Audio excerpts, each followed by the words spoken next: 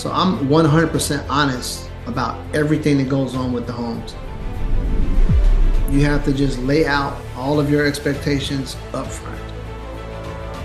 Once I got APB, I was able to zone right in on my weaknesses. It gave me so much more confidence in being a builder. To be successful, you got to stick to your plan. And you have to be able to roll with the punches. This is Professional Builder Secrets, the #1 podcast to help you grow your building company safely and securely. Brought to you by the Association of Professional Builders. Join us every week as we talk to industry experts and your fellow professional builders on everything you need to know to generate more leads, more sales, and higher margins while improving the building experience for your clients. Hello, and welcome to the Professional Builder Secrets podcast, a podcast by the Association of Professional Builders for building company owners, general managers, VPs, and emerging leaders. Here we discuss all things running a professional building company, from sales processes, financials, operations, and marketing. We have another exciting episode from the Professional Builder Secrets podcast. Joining us today is Stacey Shotwell, project manager with Parks-Hatherley Custom Homes. Stacey, lovely to have you on board. Great to be here. Thanks for having me. So Stacey, tell us a little bit about what you do today and how did you get into this fabulous world of building? Okay. So I'm in the Dallas-Fort Worth area. I'm building homes in an area called Gunter, Frisco, Prosper, in that area. And I got into the world of construction through real estate. I used to actually be a barber, and I started flipping homes. And couldn't find the workers to get my homes done. So I had to stop cutting a customer, run out to the job site and start working on my own homes. And then it just became an issue where I was at the homes every day working, and people started saying, "Hey, can you fix this? Can you do that?" And I became a contractor / barber. That's what really got me started. So I've got to ask, do you still barber on the side today? No, I stopped cut. I cut my last customer in November of 1997. Oh, it's been a while. Okay, fair enough. Yeah. So how did you let's talk about this. So you were cutting hair. How did you get started in the industry, and how did you discover your purpose in life? Was this your purpose in life? Well, and that's a good question. So my family were builders in Bermuda. That's where I'm actually from Bermuda. And my grandfather him and my uncle kind of raised me. I had a dad in the house, but my grandfather and my uncle, they really were instrumental in my upbringing, is what I should say.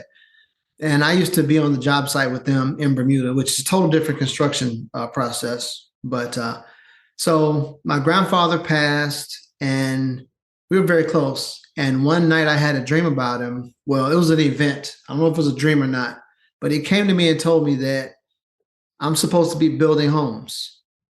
And he showed me a future picture of us, and he was guiding me in. I was backing in a tractor or something, and we were building a subdivision. He was like, "This is what you're supposed to be doing." And I woke up like, "What?" And that kind of let me know, okay, maybe I shouldn't be in this hair industry. I need to be doing something else. And that's what really got my mind going into construction. So when you get started, obviously you have some mistakes that everyone makes in the industry that you'll always remember, and sort of define your journey. What were some of those memorable mistakes that you made when you first got started that sort of defined who you are today? Trusting everybody to do what they said they're going to do. Oh, it's as simple as that. Yeah. Because when you're starting out, you don't know that people are out to get you. You're thinking that, okay, I'm honest, so they're honest, so this is gonna be a beneficial relationship. But then you see what's going on, and you have to put those blockers up to hold everybody off. And starting out, you don't do that. You let everybody in, you talk too much, you believe too much, and that's like the biggest pitfall. And I still carry that around to this day. We have a screening process for our customers. I don't even talk to our customers until maybe the third or fourth meeting because of that. Because right. I'm a nice guy sometimes, and I'll give away the farm. So I have to do that. So tell me a little bit about being burnt. I guess that, you talked a little bit about how that sort of stays with you. What were some of either the worst clients or subcontractors that you've had, and what did you learn from that? And how do you avoid getting more like that? So the worst customer I ever had was Mrs. Johnson. Mrs. Johnson, if you're watching, I'm sorry, but you were the worst. So, and I've ran into Miss Johnson since then. There's a Miss Johnson on every block. So these Miss Johnsons, they want you to give them everything that they didn't ask for, but they believe that you should know they want it. So, and to stop that from happening, you have to just lay out all of your expectations up front. So that's how I prevent it from happening now. And I still run into a few Miss Johnsons here and there, but I'm able to mitigate how much we lose in the transaction as far as information conversation, because I lay out, this is what we're going to do. Nothing extra is going to happen. If you need me to know something, please let us know before we get started. You can't do any changes after stage 2 with us. Once the foundation is poured, there's no more changes. So that really stops all that from happening. And that reflects, I guess, in your contracts, right? That probably reflects in your contracts. Okay. But customers don't always go by contract. They do what they want to do anyway. Fair enough. So what are you known today for in the industry by your clients? Obviously, you've been doing this now for a while. You mentioned that you're in the Dallas area as well. So, what do they know when they pick up the phone and they call Parks-Hatherley Custom Homes? So I actually started, when I moved to Dallas, I couldn't bring my company. I had to work for a different builder. So I worked for the largest national home builder in the world. I worked for them for 7 years. And I created a persona that I carry around with me now. And it was the guy I wanted to be then, but I couldn't be. And that's the honest guy. So I'm 100% honest about everything that goes on with the homes. And I don't give them false pretenses. I don't give false expectations. I tell them up front, I can do this, but it's not my specialty. I don't like it. If that's what you want, we can do it. And beautiful. So the word beautiful, when I was working for Lennar, I used to get these big banners and I would stick them on all my doors. And it said, this beautiful Lennar home is being built by Stacey Shotwell. So then people started calling Lennar, asking for Stacey Shotwell to build their home. So that really pushed me out there. And I got a lot of clients, prospects that would call and say, can you build us a home? Right now, I cannot because I'm working for a different builder. And I just said their name like 4 times. Sorry about that. So that kind of propelled me into an area of being known as being honest and upfront right there. So I have a lot of customers that are from the Indian population. And that's one thing that hits big with them. Like they know they can trust me. They've been told that they had the same situations before where they get lied to by contractors. And I'm the only one that's been honest with them. So I'd say the honesty, that's like the big thing. Would you say that you've had to build some tenacity as well where you are today? And if so, why should every builder be tenacious in this industry? Well, not only every builder, everybody in the world, anybody that wants to improve themselves, improve upon their business, their marriage, their relationship with the children, you have to have tenacity. I use a different word to describe tenacity. I use grit, because sometimes being tenacious can be dirty, and grit allows for a little dirt to get on your fingernails. And you have to put in that grit, put in that work to get accomplished what you're trying to do. And you have to be able to roll with the punches. And speaking of the punches, like Mike Tyson said, and building is a lot like a boxing match. You come out, ding, ding, ding, you start, and then the punches fly. You get hit, and you have to think. Mike Tyson says, everybody's got a plan until I punch him in the face. And that's how construction is every day. You get up in the morning, you're like, okay, and then wham, wham, all day long. So that tenacity, that's what allows you to fall back on the ground, pick up your plan and say, okay, I'm supposed to do this. Let me stick to the plan. So you have to have that. If you don't have tenacity, you're not going to be you'll last maybe a year and a half in the industry. And that would be purely for marketing. Right. So, what Yeah. goes into having a grit mindset? And when was the last time you had to apply that grit mindset for your own business as well? Yeah, I got that right there. Mindset and gratitude right behind me. Because I had a lot of issues in my first endeavor with custom homes, I hired a professional business coach, and he's also a licensed therapist. So whenever my mindset gets kicked out of line, I can pick up the phone, make a call, and get right back there. The mindset is it's the difference between saying yes to something that's going to cost you an extra 10 grand or saying no. Your mindset could say, oh, well, I didn't deliver, so I better do what I can to keep this client happy. Or you can be in the mindset where I'm delivering the perfect product to you, so I don't have to take a loss. We can discuss this and we can make it beneficial for both parties. So that mindset is extremely important as well. When you look at your success today, what were some of those Yeah, tenacious that's moves that you had to make? And you mentioned a little bit about your family, right? telling them no. Like, I'm not going to accept this negative belief you have about me. I'm going to stick to my plan and I'm going to make it happen. That was the hardest part.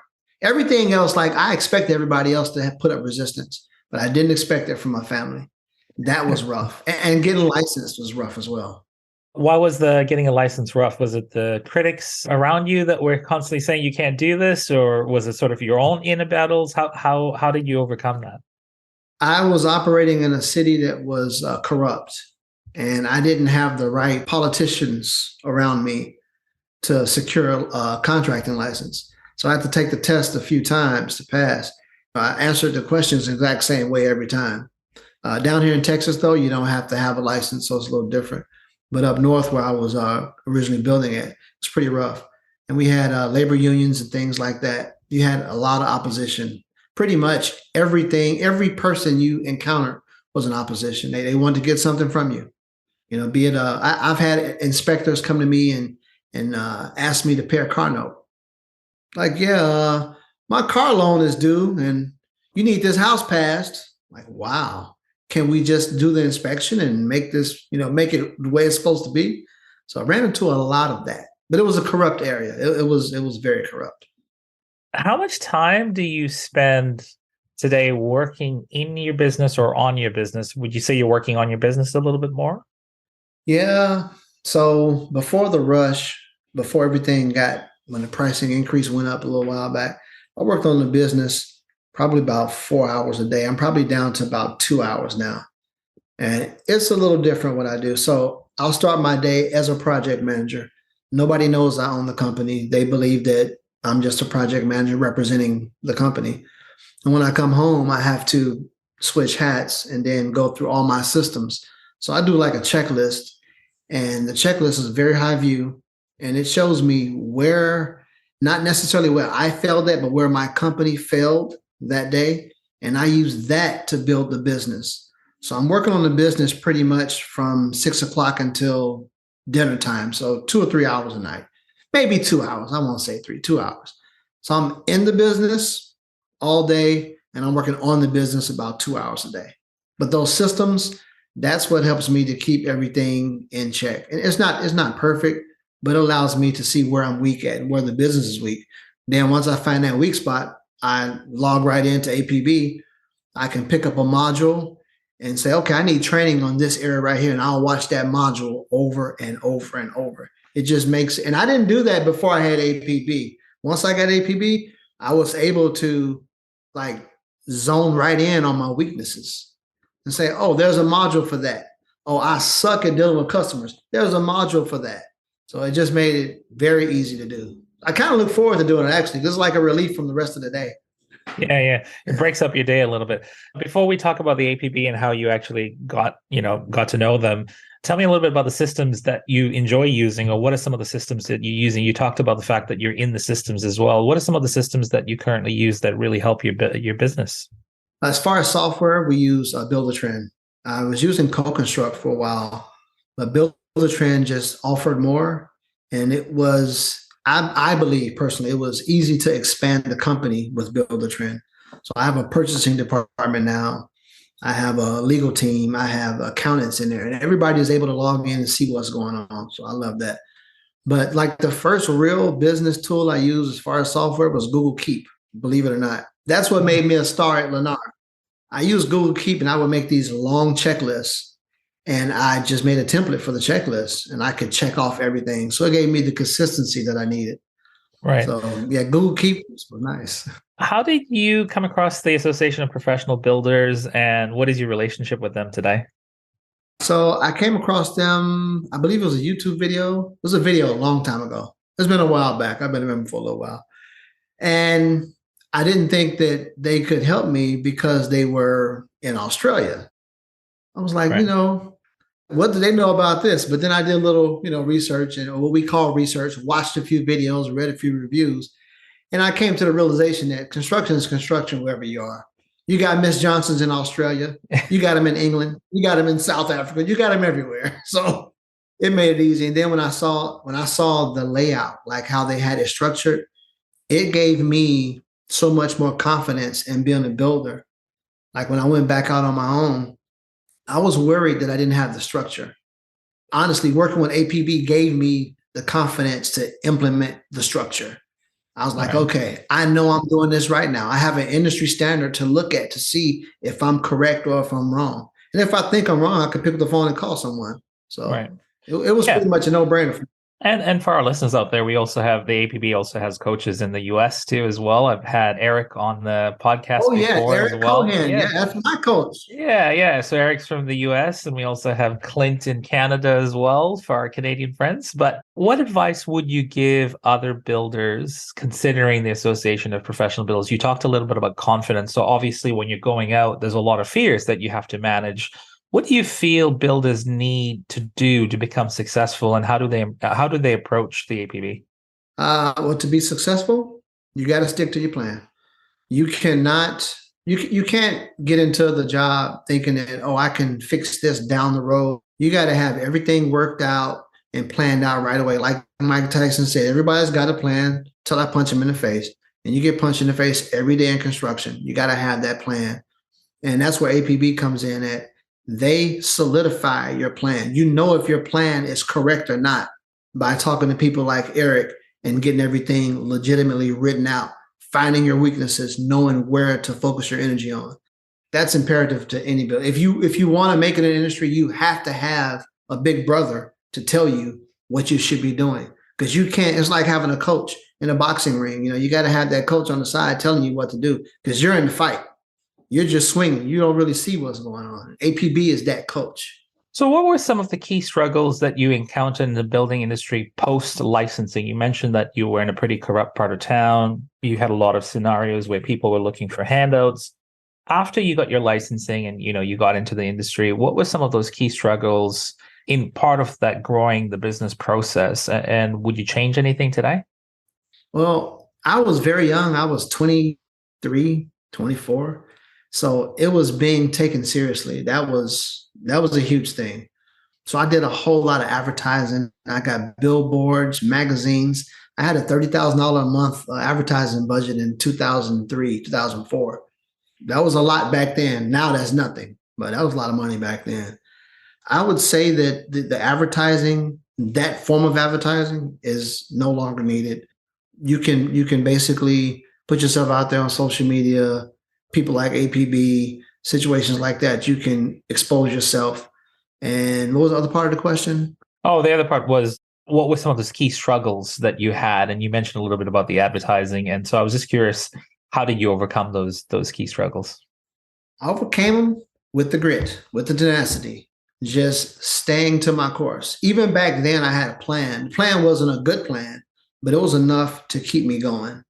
And that was the struggle, just not giving up. You have to put all your energy into it. The moment you say, oh, I think I got this, I understand it, you're getting hit again. So you have to, that tenacity, it has to be in check all the time. You have to be like a rubber band. Now, Stacey, tenacity and elasticity. Tenacity and elasticity. I'm going to use that. Question for you about the $30,000 a month on advertising. You mentioned that you were advertising that much. Was that effective at that time? Obviously, we're now in a digital era, but how did that work for you? Did that actually bring you any success? I got one call from someone in Minnesota and I was in Indiana and I couldn't do the job. All that advertising, one call. Every Wow. home project that I got in Indiana came from them seeing a yard sign in front of the home. Those yard signs, those are magic. That's all I use now, really. We have a realtor that does our marketing for us. I use basically yard signs and a website. And they see the yard sign and then they go to the website. Yard signs are king. Wow. And I have APB on my yard sign too. I have the company name and then I have APB at the bottom. Oh, That wow. gives me a lot of credentials. Yeah, a lot of validity. Yeah. Excellent. That's great to hear. That's actually the first builder I've heard that's actually used our yard sign, and it's generated quite a bit of traffic. Oh, yeah. How does the APB help you with your business, a building company today? How did it help you? So you've got a coach, you mentioned, or you've worked with Eric as well. What was the big transformation for your business? Taking advice from believing that the other person that you're talking to is correct and that you're wrong. Wow. That's the hardest part because like my grandfather really was instrumental in me being raised. And he was an old Portuguese contractor, a carpenter, I'm sorry. And when he said something, he was right. And that was it. And I adopted that. I'm right, you're wrong. So even if I kept it inside, I still felt that, okay, yeah, I'm going to listen, but I know what I'm talking about. But when you get coaches that have been in the industry and they can relate to what you're talking about, coaches like Eric, you really have to just put that down and listen to what they're saying because they know they're your coach. You're in the fight. They can see what's going on.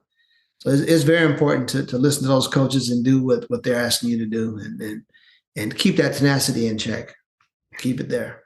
So what are you planning for in the future? Obviously, we're going through uncertain times. We have been for a while, and the world's changing. What does Stacey do? What are you focusing on? Stacey buys more land. Okay, tell me a little bit about this. Doing. I'm not believing in what they call the downturn. It's a business cycle. I've been through enough of them, so I understand what's going on. This is a buying opportunity. So we've just filled up our land portfolio with more land. We're doing 2 subdivisions right now.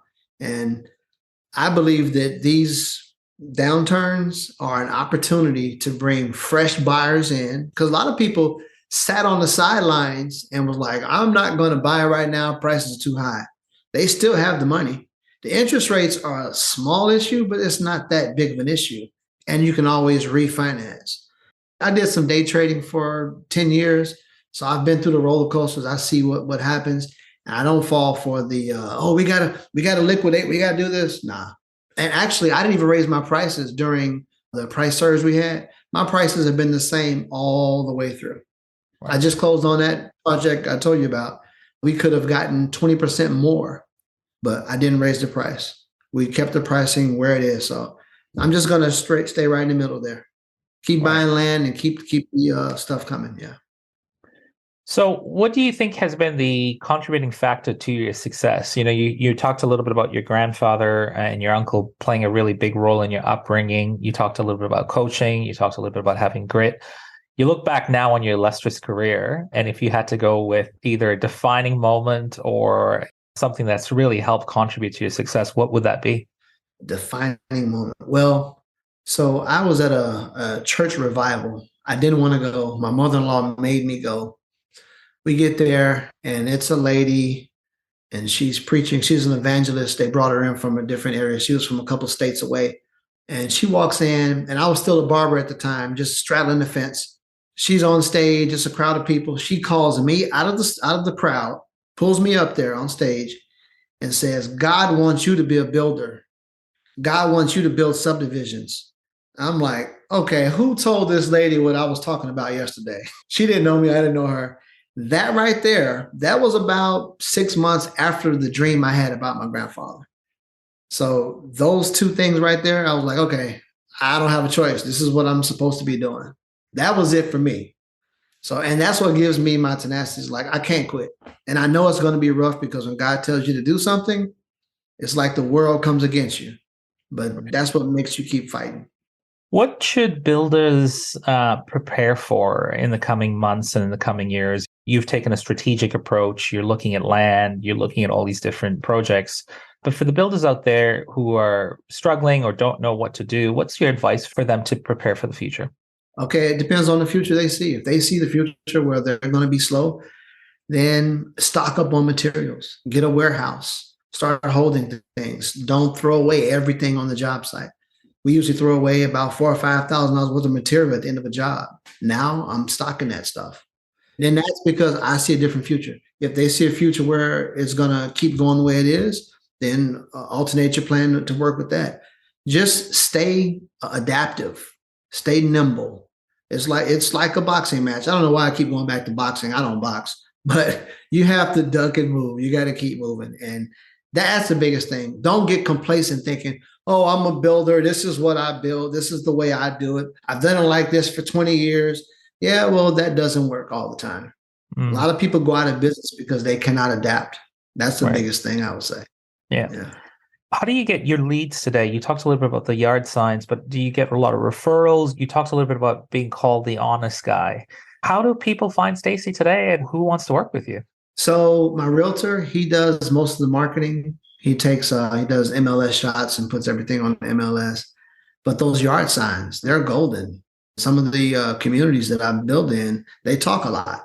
They'll say, hey, if you want a home built, you should go talk to this guy. So it's word of mouth, it's personality. The website is there, but I believe the website comes into play after a person has already heard about us. They go to the website to verify. So your website to me is your verification tool. Your product is everything.